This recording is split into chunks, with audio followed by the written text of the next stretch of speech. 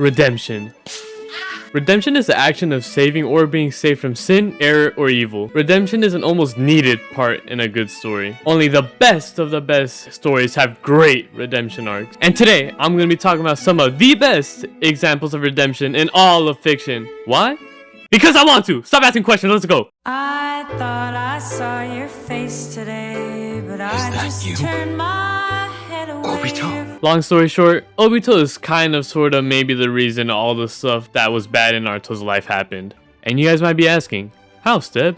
Well, if you would hold on, I'm getting there. So basically, he unsealed the 9 tails from Naruto's mom, which caused Naruto's mom and dad to die. And that's the reason why the 9 tails had to be sealed in Naruto in the first place. He helped Itachi slaughter the Uchihas, which caused Sasuke's life to go down the drain. He started a whole war that killed at least 40 to 50,000 people. His goal for this war was basically to hypnotize everybody so they were essentially in an infinite dream. Honestly, doesn't sound too bad, right? Wrong. He didn't know it, but if he had accomplished his plans, then that probably would have been the end of the human race. And I haven't even mentioned this yet, but Obito was being manipulated this whole time by this guy named Madara. Madara made this guy get crushed by a rock and quote-unquote saved him, healed him up, isolated him from the world, and released him just so he could see his best friend accidentally kill his childhood crush. So all that led him down this path just because he wanted to recreate the world, all because his childhood crush died. Once he finds out and sees the error of his ways, that's when his path to redemption begins. He tries to revive everybody that he's killed during the war, but his body gets hijacked by the Venom symbiote's autistic cousin and ends up making him fully revive Madara. Long story short, Madara is able to put everyone in the infinite dream and a giant tree appears. But somehow he's able to get behind Madara and he backdoors Madara and stabs his arm through his back and basically kills him. But wait, there's more. So this alien lady named Kaguya spawns in and basically teleports everyone into this volcano-like dimension. They fight for a bit and she keeps on teleporting them, trying to get them stuck in a dimension. Eventually she teleports all of them to a dimension with probably 100 times Earth's gravity. Man, they're struggling? Vegeta could never. So they're struggling to move, and she's trying to shoot them with these bone rod things that turn them into Kevin Durant's ankles. Straight ash.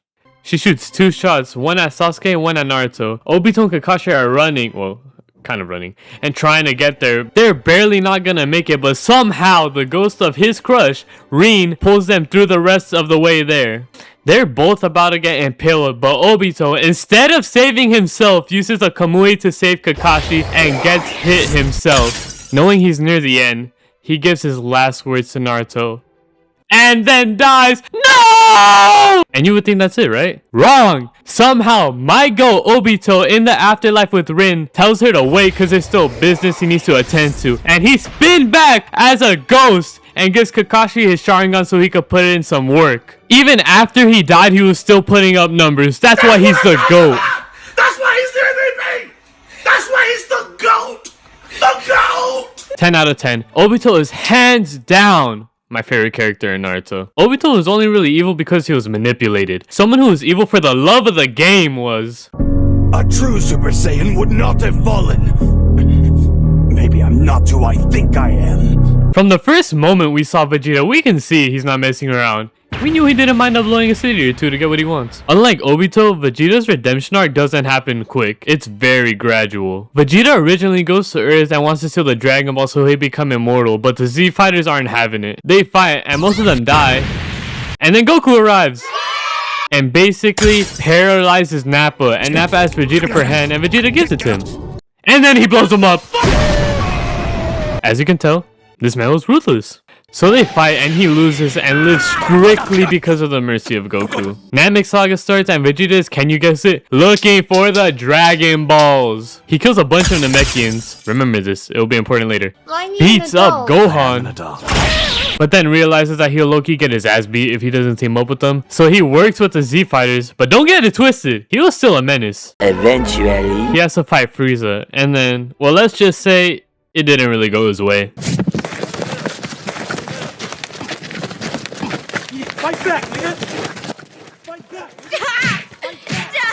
Stop! He's already dead. Vegeta eventually dies, then gets rebooted, and the next time we get to see him is in the Cell Saga. He's living among the humans, and this is the first time we get to see a glimpse of his development. He even has a son now. Well, 2, technically. Well, technically 2. There's 2 versions of the same son. That's not important. They train together, even though Vegeta says he doesn't want to. He eventually watches his son get sniped, and then crashes out. My baby boy! He sees Goku's brave act of pulling a kamikaze and decides that he's not worthy of fighting. Now, 6 or 7 years later, that's when the Buu saga starts, and now things are different. Little Trunks is a little grown up now, and it seems like Vegeta really adapted to human life. But a new villain appears. Vegeta gets mentally assaulted and gets a forehead tattoo. And... Oh no. This is Majin Vegeta. Majin Vegeta is basically a representation of what he once was. All he wants to do is fight Goku because his first loss to this day still haunts him. And quote, he wants to go back to the way he was before. This is proof that he's acknowledged his growth as a character. So they fight, but they decide to stop because Patrick Star's obese, well, more obese, cousin has finally awoken. They agree to go together, but Vegeta knocks Goku out just so he can fight alone. Buu and Vegeta fight for a bit, but Vegeta sees there's no winning this, so he hugs Mini Trunks and uses his last resort and blows himself up. He eventually comes back, fuses with Goku, unfuses, and then finally comes to terms and accepts the fact that Goku is better than him and says a whole speech on why he is. And then Dragon Ball Super happens, but that's not important. There is one scene though that I want to talk about from the Dragon Ball Super manga. In the Moro arc, Vegeta and Goku return to Namek, and Vegeta defends the Namekians because, and I quote, I have troubled history with these Namekians. I did them untold harm, so no, I can't allow even one of them to perish. Fire! This is fire, y'all. Straight redemption. This man's redemption arc is so fire that it's literally represented by the drip. But you know what else is fire?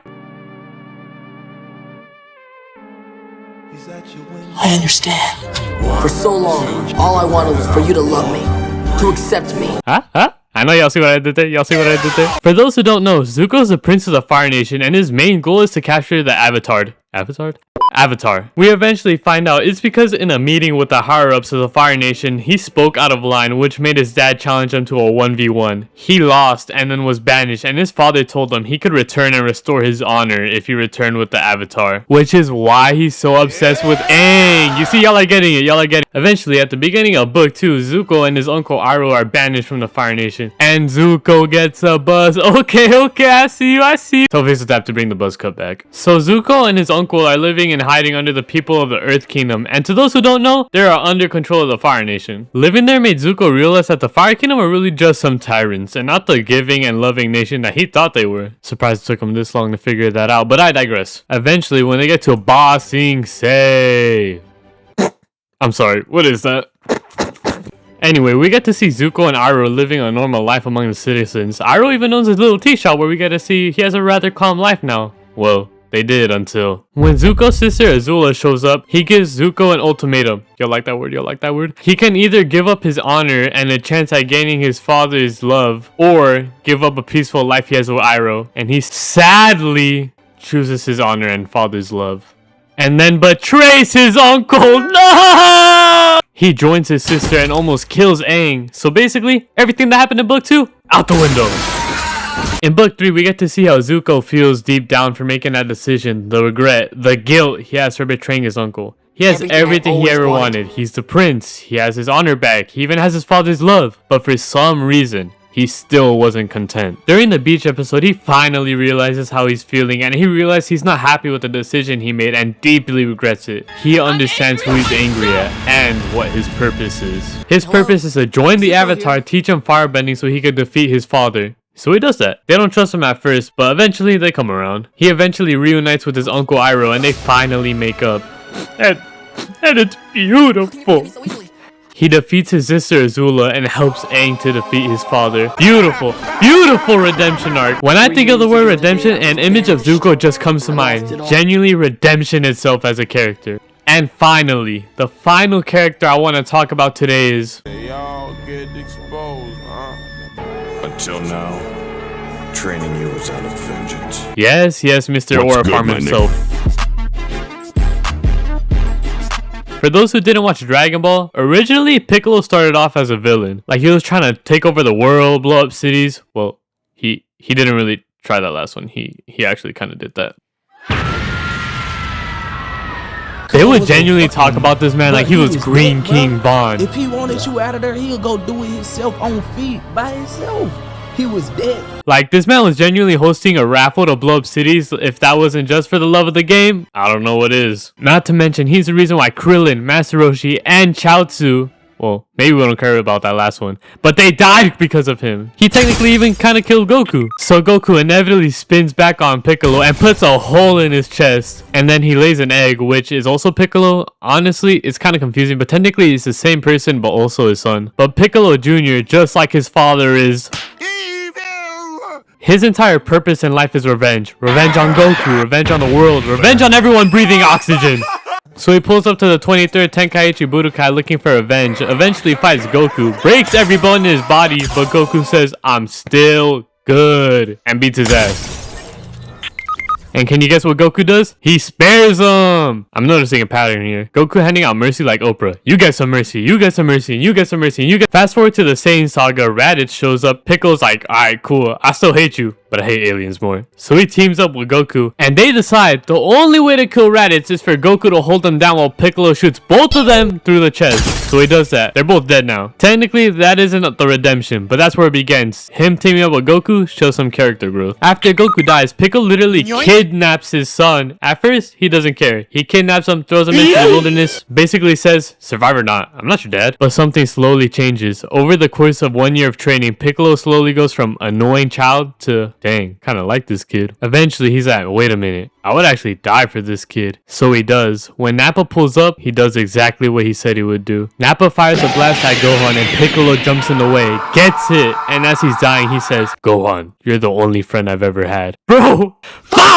The Demon King's reincarnation just called the child his friend. That's redemption starting to bloom. And it gets even deeper. Later on, he fuses with Neo, then fuses with Kami, which is poetic because Kami was the good half of the original Demon King. So Piccolo literally reunites his evil and good halves of himself. He goes from embodiment of hatred to protector of Earth to Gohan's unofficial dad. He might as well be his dad. He trains him, he protects him, he even helps him unlock potential in superhero.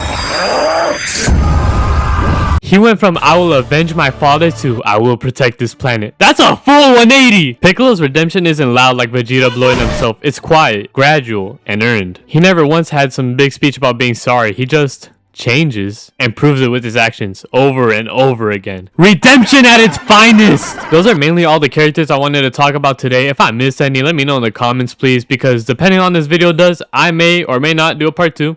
Maybe. Thank y'all so much for 300 subscribers. We're so close to 500 that I can taste it. Thanks for the support in the last video too. It honestly did way better than I thought it would. So yeah, I genuinely love and appreciate every single one of you guys. But anyway, God bless. Have a great day. And moral of the story. I need an adult. I am an adult.